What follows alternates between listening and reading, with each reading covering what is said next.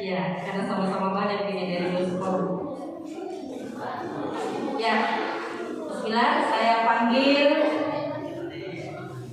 peserta dari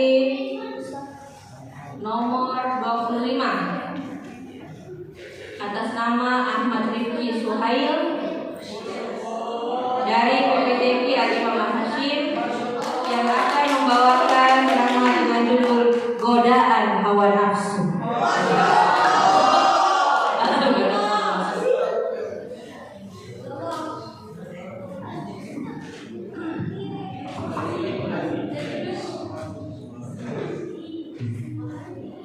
Assalamualaikum warahmatullahi wabarakatuh. Waalaikumsalam warahmatullahi wabarakatuh.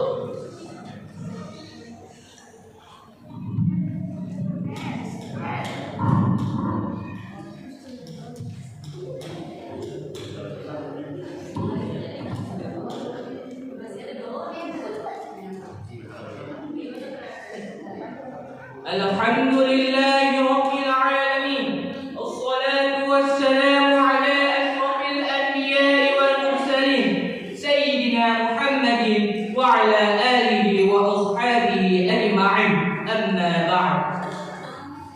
Yang pertama-tama dan yang paling utama, marilah kita bersyukur atas kehadiran Allah Subhanahu wa taala, atas beribu-ribu nikmat yang telah Ia berikan kepada kita sehingga kita dapat hadir di tempat ini.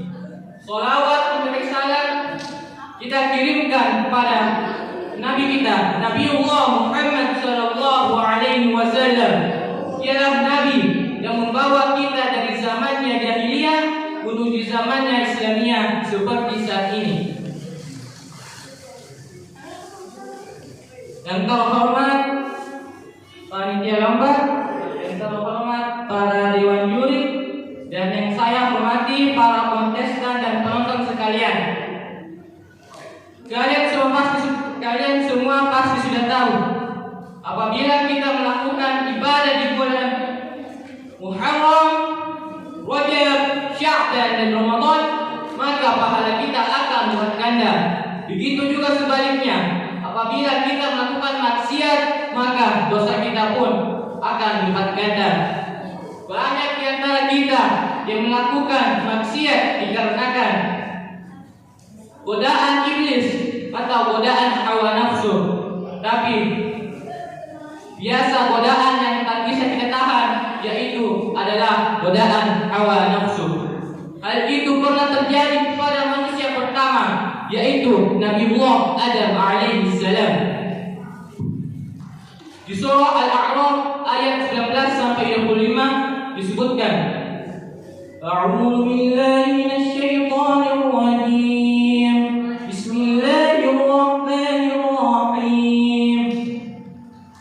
Wa ya Adam uskun anta wa zawjukal jannata wa kula minha ragadan haitsu syi'tuma wa la taqraba hadhihi asy-syajarata fatakuna minadh dhalimin. Fasawfa lahuma asy-syaitanu liyubdiya lahuma ma umriya anhuma min sawatihima wa qala ma nahakuma rabbukuma alam anhakuma an tilkuma asy-syajarati illa an takuna malakaini aw takuna minal khalidin.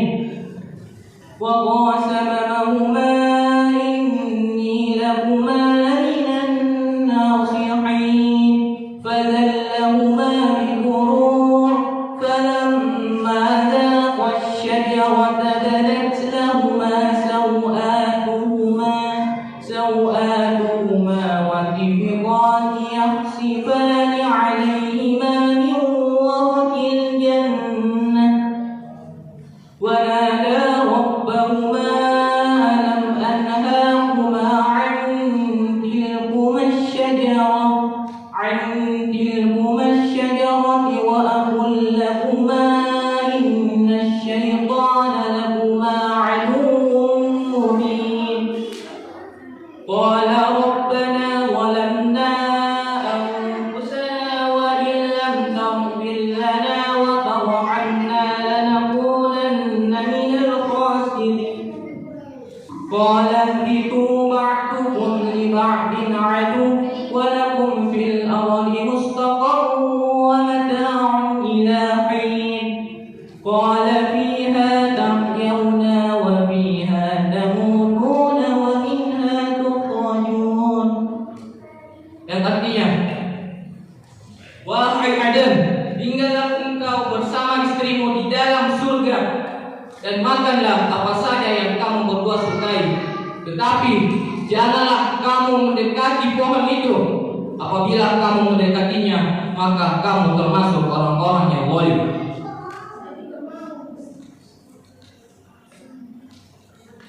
Maka dia setan bisikan pikiran jahat kepada mereka agar mereka menampakkan aurat mereka yang selama ini tertutup. Dan setan berkata, Tuhanmu hanya melarang kamu dari pohon ini agar kamu tidak menjadi malaikat atau kamu tidak menjadi orang yang kekal di dalam surga. Dan dia setan berkata, sesungguhnya aku benar-benar termasuk para penasihatmu. Setan mengujuk mereka berdua dengan tipu daya. Apabila mereka memakan pohon buah kuldi itu, maka tampaklah oleh mereka auratnya. Lalu mulailah mereka menutupinya dengan daun-daun surga. Tuhan menyuruh mereka, bukankah aku telah melarangmu dari pohon itu? Dan aku telah berkata, sungguhnya setan adalah musuh yang nyata bagi kamu berdua. Lalu mereka berdua berkata, ya Tuhan kami telah menzalimi diri kami sendiri. Jika bukan Engkau yang mengampuni kami dan memberi rahmat kepada kami, maka kami termasuk orang-orang yang rugi. Maka Allah Subhanahu wa Ta'ala berfirman, turunlah kamu akan saling bermusuhan satu sama lain. Bumi adalah tempat kediaman dan kesenanganmu sampai waktu yang tertentu. Di sana kamu hidup, di sana kamu mati, dan di sana pula kamu akan dibangkitkan. Dari ayat dan ayat tersebut ada perbedaan pendapat antara para ulama. Ada yang mengatakan bahwa sebenarnya buah kuldi itu tidak ada, melainkan buah kuldi itu adalah sebagian auratnya Hawa. Ada juga yang mengatakan bahwa sebenarnya buah kuldi itu ada dan yang menghasut Nabi Adam sehingga ia terhasut untuk memakan buah kuldi adalah Hawa.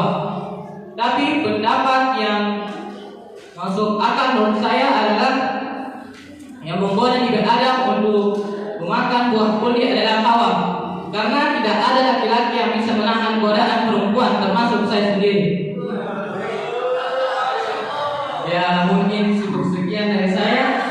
Jika ada salah itu datangnya dari saya sendiri, jika ada lebihnya dan hikmahnya itu datangnya dari Allah Subhanahu wa Ta'ala. Unzur man qala wa la tanzur man qala. Jangan melihat siapa yang menyampaikan, tapi lihatlah apa yang disampaikan. Wabillahi taufiq wal hidayah. Wassalamualaikum warahmatullahi wabarakatuh.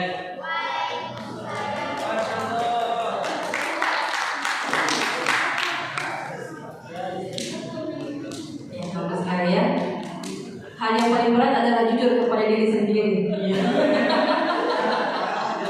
Jadi sangat jujur mengatakan itu ya. Oke, selanjutnya kita panggil peserta dengan nomor urut 23 atas nama Nia Kamila dari SDI Tinggi Mae yang akan membawakan pidato dengan judul keutamaan di bulan Muharram. Kepada Anda selamat menunjukkan. Tolong panitia mic-nya lagi.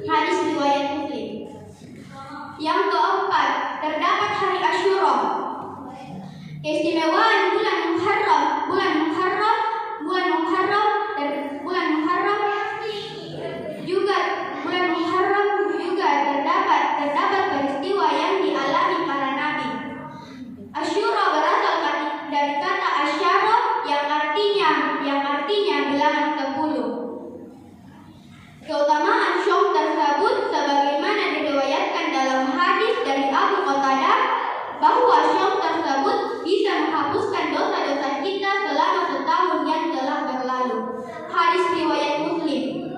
Yang kelima, peristiwa hijrah Nabi Shallallahu Alaihi Wasallam. Bulan Muharram tidak lepas dari peristiwa hijrah Nabi Muhammad Shallallahu Alaihi Wasallam dari Makkah ke Madinah. Yang keenam, bulan kemuliaan para nabi. Keistimewaan bulan Muharram juga terdapat peristiwa penting yang dialami para nabi.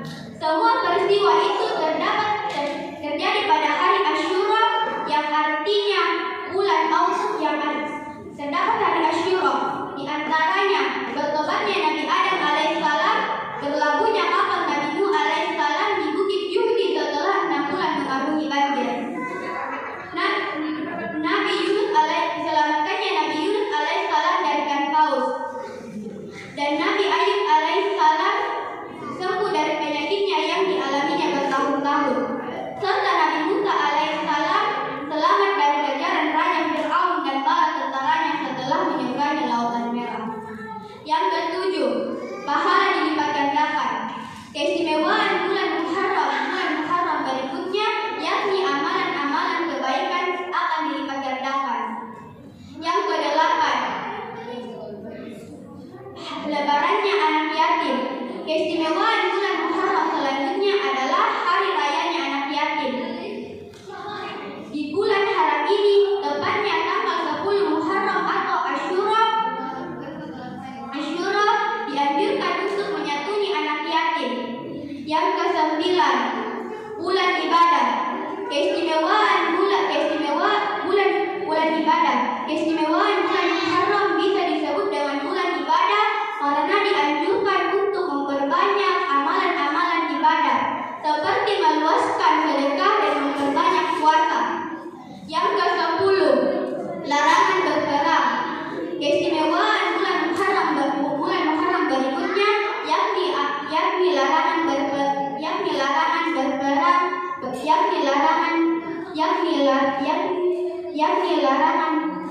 keistimewaan bulan Muharram berikutnya, yakni larangan berperang di bulan haram atau mulia, dikarenakan Allah Subhanahu wa Ta'ala memuliakan keempat bulan tersebut dan mensucikannya. Itulah yang bisa saya sampaikan. Akhirul kalam, wallahu yaqulul haq wa huwa yahdi ila subulil hikam. Assalamualaikum warahmatullahi wabarakatuh.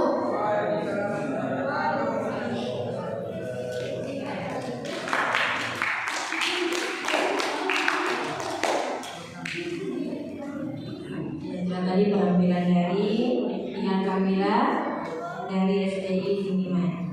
Selanjutnya kami memberi kesempatan kepada Ananda Muhammad Faiza Munali dari SDN Pacinongan Unggulan untuk melatih diri. Pertama kali tampil di depan umum. Ya, kepada Anda bersama.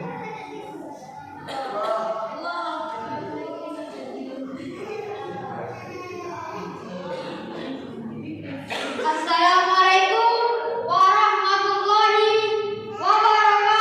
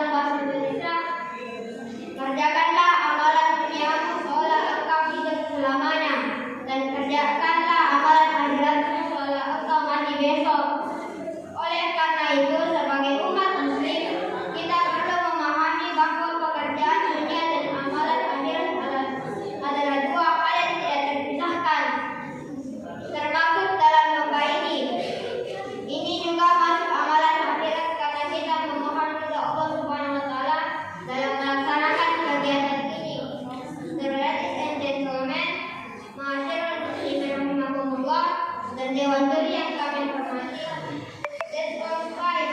Lebih dan kurangnya mohon dimaafkan dan semoga bermanfaat. Thank you very much for your nice attention. Wassalamualaikum warahmatullahi wabarakatuh.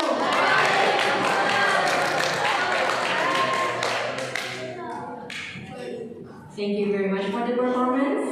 And then let's proceed to the next participants ya. Saja kita ke Kejo lagi ya. Dari Al-Imam Hashim kami panggil dengan nomor 26 atas nama Fathus Surur Mario Basiru yang akan membawakan ceramah dengan judul Memperkuat Ritual Menuju Indonesia Tangguh.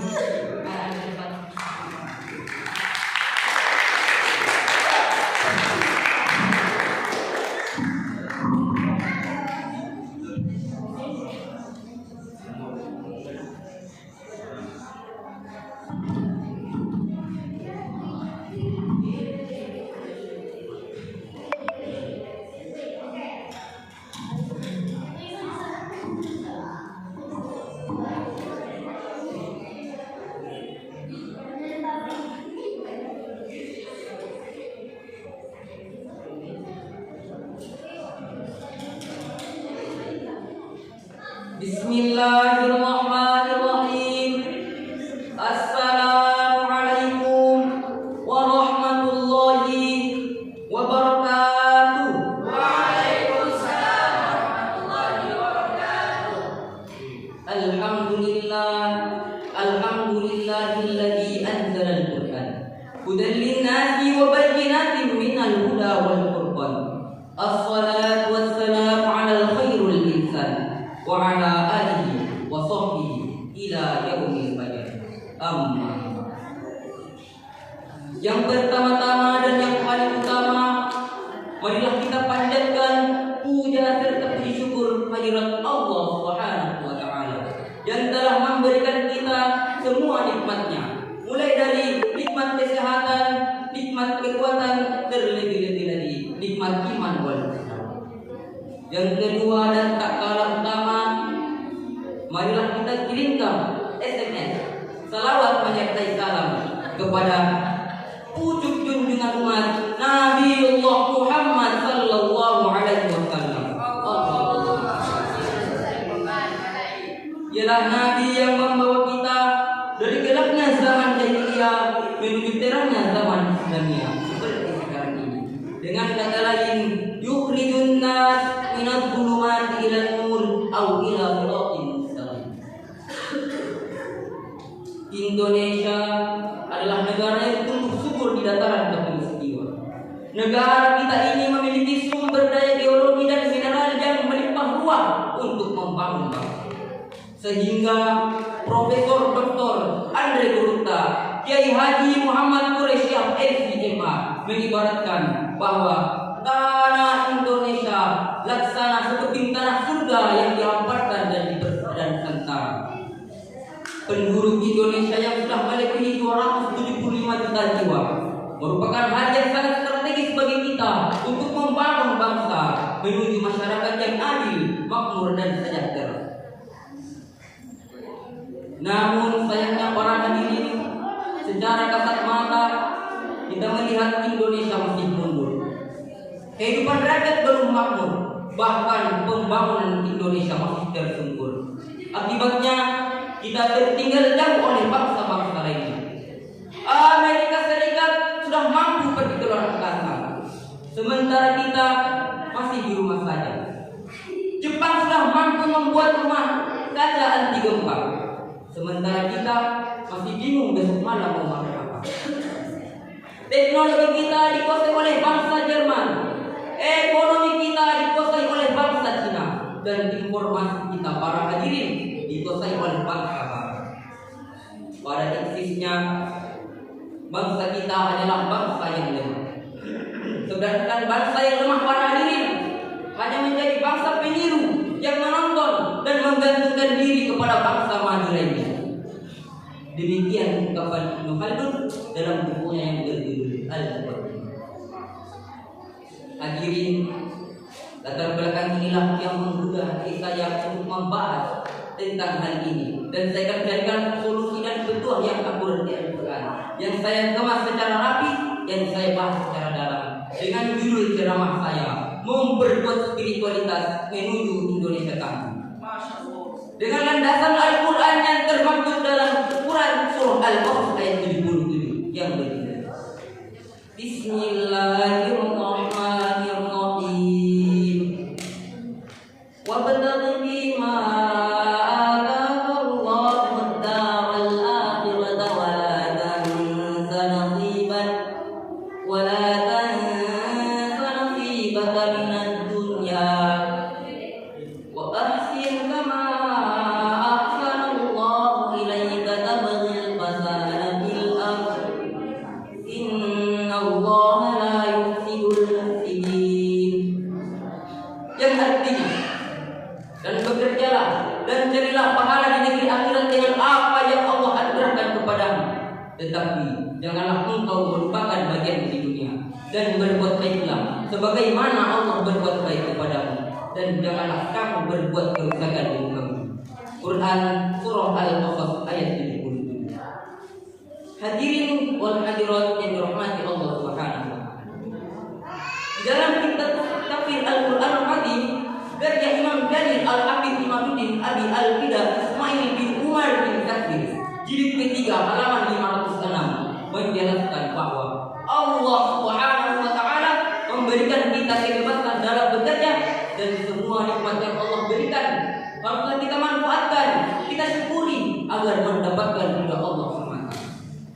Ayat ini menjelaskan kepada kita semua agar dapat bersaing dengan sumber daya manusia yang handal. Karena dengan sumber daya manusia yang berkualitas tinggilah kita dapat mempercepat pembangunan bangsa menuju masyarakat yang adil, makmur dan sejahtera. Jumlah penduduk yang besar tetapi tidak diikuti oleh kualitas yang memadai hanya akan menjadi beban pembangunan. Untuk itu, memperkuat spiritualitas dan skill pada masyarakat adalah hal yang mutlak bagi kita agar kehidupan di dunia wal akhirah dapat kita raih sekaligus. Sayyidina Ali karramallahu wajhah dalam memberikan motivasi kepada kita untuk memperkuat spiritualitas. Beliau berkata, "I'mal li dunyaka ka'annaka ta'ishu abada, wa 'amal li akhiratika ka'annaka tamutu abada." Bekerjalah kamu untuk duniamu seakan engkau hidup selamanya, dan beramallah kamu untuk akhiratmu seakan engkau meninggal di esok hari. Oleh karena itu, be the best and do the best. Jadilah yang terbaik dan lakukanlah yang terbaik. Allahu Akbar. Karena hal-hal yang kita lakukan itu tidak terlepas dari pengamatan Allah dan Rasulnya beserta orang-orang mukmin. Sebagaimana firman Allah dalam Quran surah At-Taubah ayat 5. Wa qul i'malu fasayarallahu 'amalukum wa rasuluhu wal mu'minun wa satarudduna ila 'alimil ghaibi wasyahadati wa yunabbi'ukum bima kuntum ta'malun. Yang artinya, dan katakanlah Muhammad, bekerjalah, maka Allah, Rasulnya beserta orang-orang mukmin akan melihat pekerjaan itu, dan kamu akan dikembalikan kepada Zat yang mengetahui mana yang nyata, mana yang ghaib, dan Dia akan memberitakan kepadamu apa yang kamu lakukan dalam itu. Quran surah At-Taubah ayat 5. Bila kita amati ayat tersebut, terdapat sigat amar terangkai dalam kalimat i'malu, bekerjalah. Kaidah usul fikih menjelaskan al-aslu fil amri lil wujud. Pada dasarnya setiap perintah yang kita lakukan menunjukkan kepada kewajiban. Imam Ali As-Subuni dalam kitab Sofwatun Tafsirnya menjelaskan, wa qulil malu ay i'malu ma syi'tum. Bekerjalah kalian sesuai dengan profesi dan keahlian masing-masing. Oleh sebab itu, tidak ada kebahagiaan yang kita dapat dengan berpangku tangan. Tidak ada keberhasilan yang kita dapat dengan simsalabim abdadadra. Semua kemalasan hanya akan mendatangkan untayan air mata dan derita. Seperti kata pepatah Arab, al-kasalu la yu'amul asal. Insan yang pemalas tidak akan merasakan manisnya malu, melainkan akan tenggelam dalam pahitnya empedu. Mungkin ini saja ceramah singkat yang dapat saya sampaikan. Kurang dan lebihnya mohon dimaafkan. Allahumma fi ila aqwamit thoriq, summa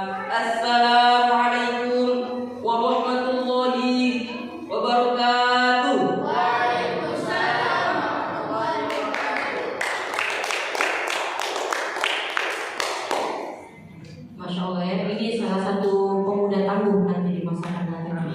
Amin. Selanjutnya kami panggil peserta dengan nomor 24 atas nama Kamila Syifa dari SD Tinggi Mai yang akan membawakan pidato dengan judul Bulan Muharram, Bulan Kemenangan Nabi Allah. Silakan maju ke depan.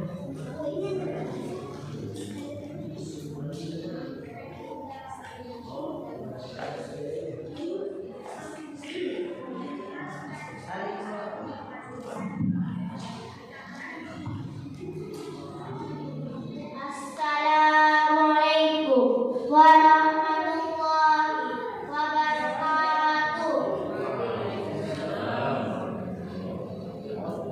Alhamdulillahirabbil alamin. Assalatu wassalamu ala asrofil anbiya'i wal mursalin sayyidina Muhammad wa ala alihi wa ashabihi ajma'in. Amma ba'du. Pertama-tama, marilah kita panjatkan puji dan syukur kepada Allah Subhanahu wa Ta'ala atas nikmat iman dan Islam. Atas kalian juga berkumpul di tempat mulia ini. Salawat wassalam menunjukkan kepada baginda Nabi Muhammad sallallahu alaihi wasallam dan telah membawa kita dari zaman kegelapan menuju zaman terang cahaya Islam. Hadirin dan hadirat saudara majelis yang terhormati, di bulan Ramadan ini banyak sebagai tinggal yang kami berkenan. Semua peristiwa terjadi pada 10 Muharram dan dikenal dengan hari Asyura. Beberapa peristiwa yang terjadi di hari Asyura diantaranya bertobatnya Nabi Adam alaihissalam. Yang kedua, mengakunya kepada Nabi Nuh alaihissalam pergi setelah 6 bulan dikaruniai bani besar. Yang ketiga, diselamatkan Nabi Ayub, diselamatkan Nabi Yunus alaihissalam dari ikan paus. Yang keempat, Nabi Ayub alaihissalam sembuh dari penyakit dan alaminya bertahun-tahun. Yang kelima, serta Nabi Musa alaihissalam selamat dari kepala telah menyeberangi Laut Merah. Di bulan Muharram juga menjadi bulan kemenangan Nabi Musa alaihissalam bersama kaumnya yang dari Badr. Nabi Musa alaihissalam diselamatkan oleh Allah Subhanahu wa Ta'ala dari raja gantinya Raja Fir'aun. Dari itu Abbas radhiyallahu anhu menceritakan ketika Nabi sallallahu alaihi wasallam tiba di Madinah, beliau melihat orang-orang Yahudi berpuasa di hari Asyura. Beliau bertanya, hari apa ini? Mereka menjawab, hari yang baik, hari di mana Allah menyelamatkan Bani Israil dari musuhnya. Kita bisa berpuasa pada hari ini sebagai bentuk syukur pada Allah Subhanahu wa Ta'ala. Akhirnya, Nabi sallallahu alaihi wasallam mengatakan, kami kaum muslimin lebih layak memberikan puasa daripada kalian. Nabi sallallahu alaihi wasallam berpuasa memerintah para sahabat untuk berpuasa. Hadis riwayat demikian contoh singkat dari saya. Allahu yaqulul haqq wa yahdi ila siratal mustaqim. Assalamualaikum warahmatullahi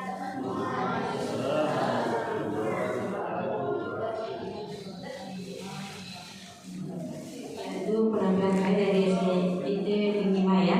Selanjutnya kita akan mengundang peserta dari nomor 27 dari Al-Imam Hashim atas nama Muhammad Zakwan yang akan membawakan ceramah dengan judul Hidup Mulia dengan Al-Quran.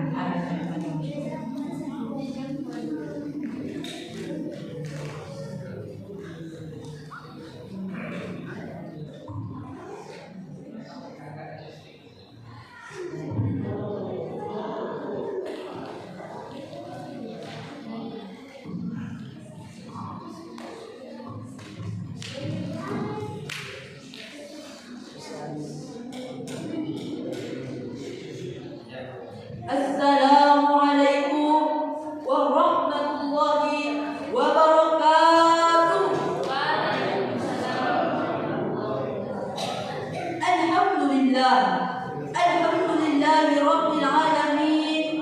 Wassalatu wassalamu ala ashrafil anbiya wal mursalin wa ala alihi wa sahbihi ajma'in. Amma ba'd. Pertama-tama marilah kita panjatkan puja serta puji syukur kita kehadirat Allah Subhanahu wa taala yang telah memberikan kepada kita begitu banyak nikmat, di antaranya nikmat iman wal Islam. Dan dialah Tuhan yang telah menciptakan langit dan bumi beserta isinya. Dan dialah Tuhan yang telah menciptakan manusia dari segumpal air yang indah. Sebagaimana firman-Nya di dalam Al-Quran surah Al-Mursalat ayat 20 hingga 22. A'udzu billahi minasy syaithanir rajim. Alam nakhluqkum min ma'in mahin faj'alnahu fi qararin makin ila qadarin ma'lum, yang artinya, bukankah kami menciptakanmu dari air yang hina, kemudian kami letakkan ia dalam tempat yang kokoh sampai waktu yang ditentukan. Selanjutnya, shalawat menyertai salam kita kirimkan kepada junjungan kita, tidak lain dan tidak bukan ialah baginda Nabi Allah Muhammad sallallahu alaihi wasallam yang telah membawa kita dari zaman jahiliyah menuju zaman Islamiyah, dan semoga kita mendapatkan syafaatnya yaumil qiyamah nanti. Amin ya rabbal alamin. Hadirin yang dirahmati oleh Allah Subhanahu wa taala, sejarah mengajarkan kita Al-Quran diturunkan melalui malaikat Jibril. Maka malaikat Jibril digelar Sayyidul Malaikat, penghulu para malaikat. Al-Quran diturunkan pada bulan suci Ramadan, maka bulan suci Ramadan digelar Sayyidul Syuhur, penghulu seluruh bulan. Al-Quran diturunkan pada baginda Rasulullah Muhammad sallallahu alaihi wasallam, maka Rasulullah digelar Sayyidul Anbiya, penghulu seluruh nabi. Karena kemuliaan Al-Quran, maka siapapun yang beriman serta dekat dengan Al-Quran maka akan dimuliakan oleh Allah Subhanahu wa taala dan akan disebut sebagai ahlullah, sebagaimana sabda Rasulullah sallallahu alaihi wasallam, "Inna lillahi ahlina minan nas." Sesungguhnya di antara manusia ada yang menjadi ahli Allah. Para sahabat bertanya, "Wahai Rasulullah, siapakah mereka?" Rasulullah menjawab, "Hum ahlul Quran, ahlullahi wa khassatuh." Mereka adalah ahli Al-Quran, orang-orang yang dekat dan dicintai Allah dan diistimewakan di sisinya. Hadis riwayat Ahmad. Hadis tersebut menunjukkan kepada kita betapa tinggi kedudukan dan kemuliaan ahli Al-Quran. Oleh karena itu, jika kita ingin hidup mulia, maka jadilah ahli Al-Quran dengan cara, karena Al-Quran adalah petunjuk yang tidak pernah tersesat dan pembicara yang tidak pernah berdusta serta penasehat yang tidak pernah berbohong. Allah Subhanahu wa taala berfirman di dalam Al-Quran surah Al-Isra ayat 9. Bismillahirrahmanirrahim. Inna hadzal Qur'ana yahdi lillati hiya aqwam. Sesungguhnya Al-Quran itu memberi petunjuk ke jalan yang paling lurus. Hadirin yang dirahmati oleh Allah Subhanahu wa taala, Syekh Muhammad Shalih Al-Utsaimin menjelaskan bahwa Al-Quran menjadi petunjuk dengan 3 jalan. Yang pertama, beribadah dengan membaca Al-Quran. Rasulullah SAW bersabda, "Afdalu ibadati ummati qiraatul Quran." Sebaik-baik ibadah umatku adalah membaca Al-Quran. Hadis riwayat Al-Bukhari. Selanjutnya, memahami makna Al-Quran. Allah Subhanahu wa taala berfirman di dalam Al-Quran surah Shad ayat 29 yang berbunyi, Al-Quran ini adalah kitab yang kami turunkan kepada Muhammad yang berberkah supaya mereka menghayati ayat-ayatnya dan orang-orang yang berakal sehat mendapat pelajaran. Dan yang terakhir, mengamalkan Al-Quran. Allah Subhanahu wa taala berfirman di dalam Al-Quran surah Az-Zumar ayat 55. Bismillahirrahmanirrahim. Wattabi'u ahsana ma unzila ilaikum min rabbikum. Ikutilah sebaik-baik apa yang diturunkan kepadamu dari Tuhanmu, yaitu Al-Quran. Sebagai kesimpulan, marilah kita jadikan Al-Quran sebagai pedoman hidup kita dengan membaca, memahami, serta mengamalkan Al-Quran. Maka Allah akan memberikan kemuliaan karena berkah Al-Quran. Hadirin yang dirahmati oleh Allah Subhanahu wa taala. Sekian ceramah saya yang dapat saya sampaikan. Semoga bermanfaat bagi diri saya dan bagi hadirin sekalian. Membaca Al-Quran sebaik-baik ibadah, renungkan maknanya agar mendapat hidayah, pahala, amalkan kandungannya, pahala berlimpah, hidup mulia dan diberkahi oleh Allah Subhanahu wa taala. Ayo titik makan terasi. Mohon maaf, cukup sekian dan terima kasih. Wabillahi taufiq wal hidayah. Assalamualaikum warahmatullahi wabarakatuh.